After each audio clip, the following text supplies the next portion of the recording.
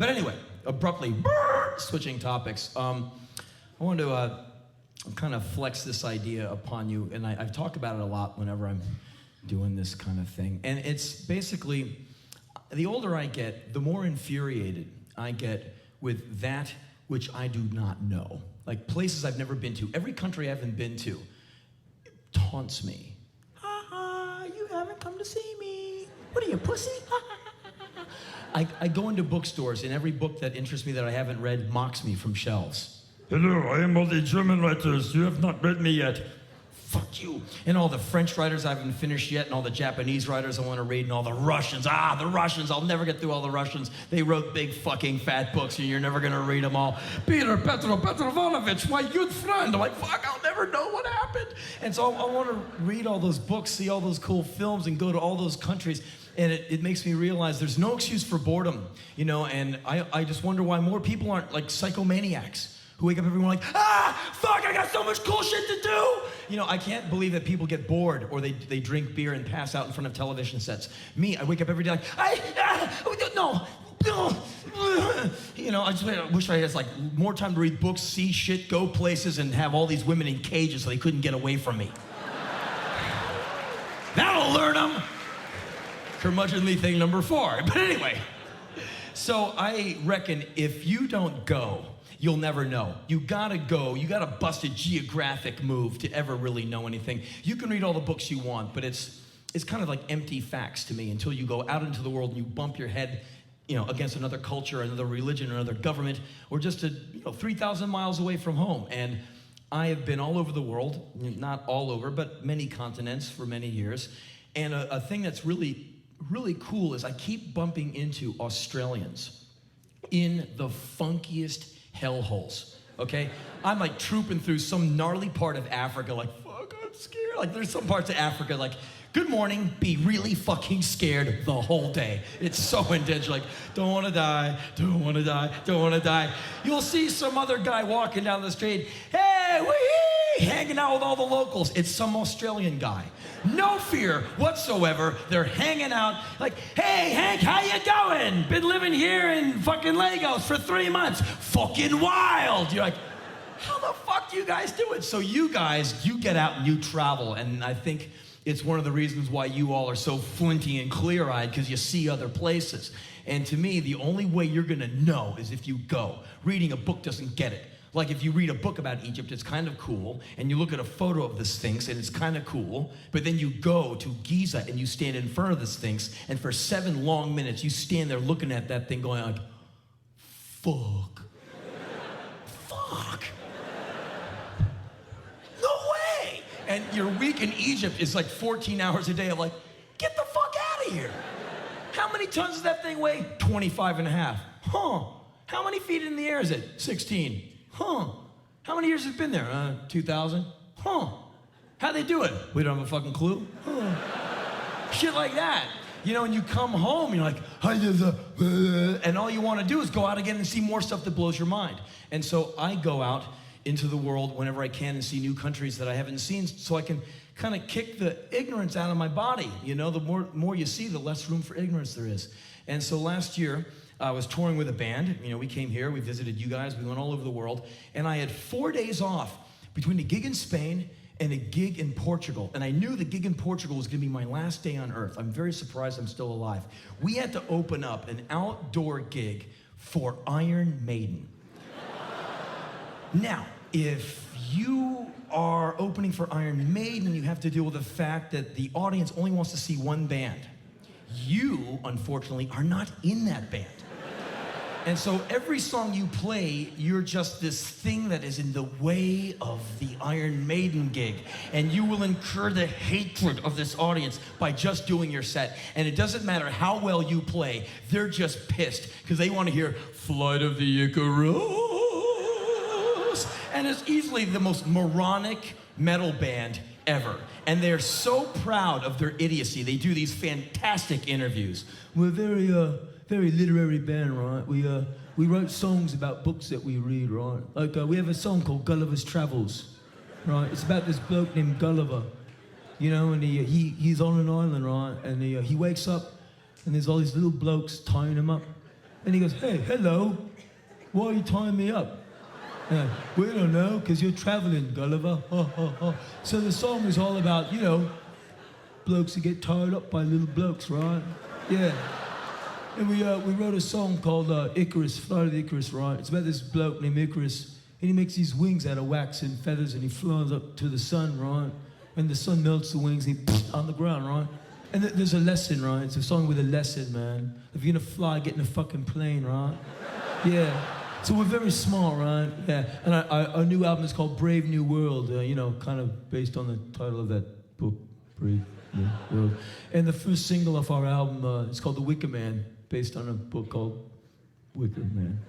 I mean, they're so silly, you know. They do songs about, like, you know, Dr. Seuss books, you know. This song's called Cat in the Hat, man. It's about this cat, like, with a hat. You're like, ah! And we have to open for them, so I know we're going to die. And so I realized I have 4 days left in my life, and I'm in Madrid. So I look at the map, and what's a little bit south of Spain? Africa! And so I said, fuck it, I'm going to Africa for my last 4 days on Earth. And I picked Tunisia, so I could have my night in Tunisia, so I could have my own revelation on the Dizzy Gillespie tune of the same name. So I got a cheap flight, and I went down to Tunis, which is the lead city, the capital city in Tunisia. And I get out, and I get my cab, and I'm going to the hotel, and we get to the hotel, it's like a kilometer. And the guy, you know, says, basically, it's gonna cost you $80 American in my local currency. And I didn't move. Didn't take out any money, I just stared at him. And he spoke enough English. He says, my friend, have you no money? No, I got money, I got plenty of money, but I'm not paying that. But it is how much it costs. Fuck you, you're not getting me out of this cab for $80. Fuck that shit. I've hung out on Canal Street in New York, I've bartered, I've haggled, I'm not leaving. I'll pay you $10 American. Big smile on the guy's face. We haggled for 20 minutes. I got him down to like 15 bucks. It was so much fun. My friend, you are a very good haggler. Thank you, my new Tunisian friend. It was so much fun. So the adventure started right away. And I throw my bag into my rancid hotel room, and I walk through like the white hot streets of 1 a.m. Tunis. It's like 100 degrees, it's nighttime, the Sahara's right down the street. And so it's very hot, and the streets are rancid, full of bum piss and garbage. And I go into this like some sleazy place, and where they're making these omelets, these crepes by the front window. I go, hey, so what's the brown obscure meat-like lump over there? He goes, I don't know, maybe dog. Okay, so give me like a dog omelet, okay. And the guy makes me a dog omelet and gives me a warm Coke. And so I'm walking down the streets, eating my dog, drinking my Coke, sitting on this front porch of some building, just bum piss everywhere. And I'm like, how cool is this? I'm in the north of Africa, I've got a night off, I got a dog omelet and a Coke. Dun, dun, dun. My life is an adventure story, man. At least I'm not working in a shoe store. I'm smelling bum piss, but it's North African bum piss, huh? The good stuff. And so I'm sitting there like, man, this is bitchin'. And this huge man walks over to me and starts speaking French. I said, I'm sorry, sir, I don't speak any French. Oh, then you speak English? Yes, sir. May I sit down? Go ahead. I kind of have a feeling I know where this is gonna go, but I don't want to make any assumptions as yet. Maybe he's just a polite guy who wants someone to talk to. Okay. I'm a traveler in his land. I should be accommodating. And so he sits down next to me. Do you like sports? No. Feel my arm. Okay. Ooh, it's like a block of alabaster. Ooh, what a vascular miracle. Do you want to go swimming with me? No. Oh. Do you have hotel room here in Tunis? No, I'm staying in a cardboard box by the bus station. Yeah, I got a hotel room. Oh. How about we go up to your room and have a drink? I already got one. Do you want to wrestle? Now, I can probably imagine you guess I told him no. You're right. But it wasn't just an automatic dismissal. I had some information on the wrestling world, and when I told him no, it was an informed no, not a dismissive no. I did hear what he had to say, and the reason I could say no with authority was I have had some experience as a wrestler. About 1858, I was in high school. And I went to a school, all boys kind of prep school. Everyone's mean to each other. Everyone's calling each other by their last name. The teachers, your instructor is calling you by your last name. Everyone's mean. You're a jerk. You'll never go anywhere, man. You suck. And after a while, you start believing it. And there I am, like this skinny, twitching boy on Ritalin, showing early signs of Tourette's. But it's just Ritalin. I'm like,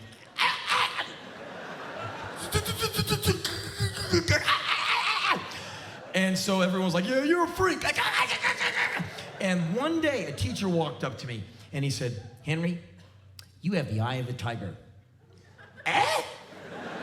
Here's a teacher calling me by my first name. I was like, someone's being nice to me. I think you should show up for wrestling camp this summer. Me? You could be a great wrestler, Henry. You think so? Yes, I do. And so I showed up for summer wrestling camp at my high school. And there I was taking a bus, a 2-hour public bus ride out to this place I hated. And now I'm going there voluntarily to go into the gym, which has no moving air. It's like this cauldron of hell. And I walk in and I go up to the coach, who's not so nice anymore. I go, sir, what do I do now? I'm here for wrestling. Like, go to locker 53, your gear's in there, you little pussy. I'm like, oh, shit. I go to the locker. There waiting for me is a leather helmet with a chin strap, a tank top shirt with a number on it, a pair of tights, and a pair of hot pants. So I put the gear on. I come walking out to stand with all these other boys with the similar stupid outfit on. And there I am, like, well, now what do? I am walked out to this canvas mat with a circle on it. I'm told to get on my hands and knees. So I get down there, and the other guy, some guy like my age and weight, gets on his knees, grabs me around my waist, and puts his hand on my arm. One leg over, he'd be mounting me. I'm like, okay. So I'm down there on my hands and knees. I look up at the coach. I go, now what do we do? He goes, you wrestle! And he blows the whistle. In like half a second, I am in this knot of excruciating human pain. I'm like, the guy has me like, whoosh. The guy's a great wrestler. I am just a spaz. In French, spastique. And so I am le spastique, and I'm on the ground like, The guy is sitting on my face.